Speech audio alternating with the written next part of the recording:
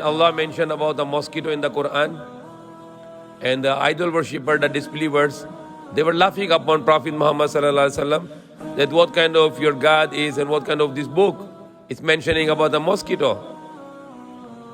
Then Allah replied it to them. Inna Allah la yastahi an yadriba mathalan mab'uzatan fama fawqa.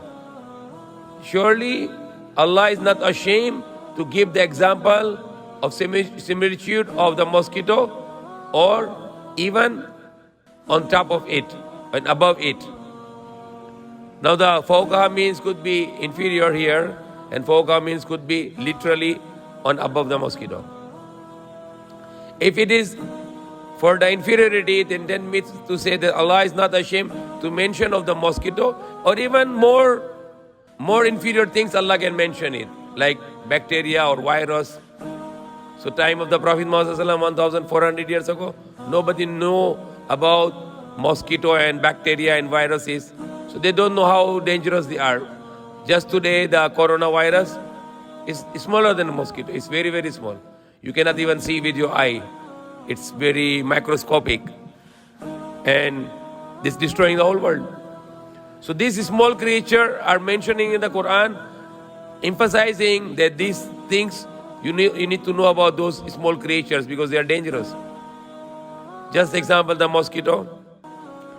In the past, when there was no malaria medicines in the world, millions of people were killed by the mosquitoes, millions of people. Even today, the malaria is a big problem caused by the mosquitoes. And not the malaria is controllable disease, but today there is a new disease comes from the mosquito, which is called dengue. And the another one coming newly is Zika virus, coming from mosquito also. That Allah is not ashamed to mention the similitude of the mosquito, or even more inferior than this. That if you get fawqaha means is inferior because more lower than mosquito example. So what are the lower is?